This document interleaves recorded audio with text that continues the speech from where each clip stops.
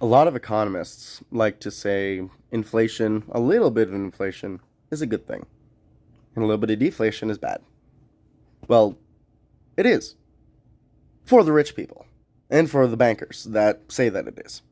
Because when inflation rises, it's a very simple, equation. I'm going to quote Pierre Poilievre here because I love the guy.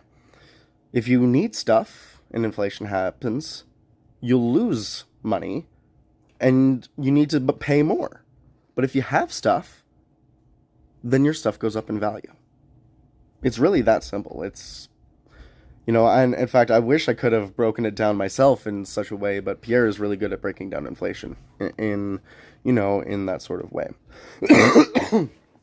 But the point is that inflation has always been a tool of the wealthy to extract the assets of the working class to themselves. Because what happens, because we saw this happen in the post-war period where, you could literally buy a house for less than what a car was worth. A car was more expensive than a house in the 1950s. Okay, but as soon as you hit in the 1970s, it becomes an investment. Oh, what happened in 1971?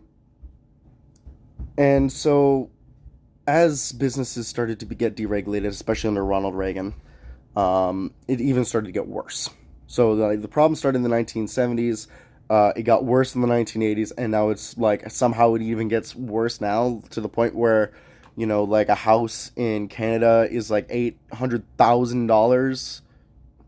Like again, and the worst part about it is that I talked to my grandfather, and it's like I remember back in the day where you could buy a sandwich and an entire lunch for 5 cents.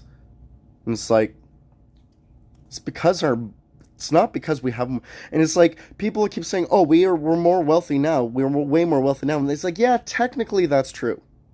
But if we were to wipe away the inflation, and actually put the dollar per dollar chart, we have only grown by 4 times in our economy. Not nearly the amount that they said that we are.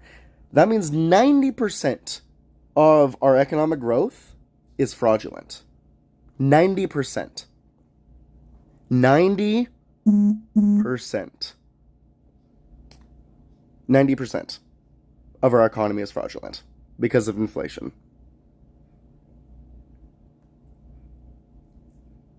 Seriously, I'm a financial advisor. This is not a joke.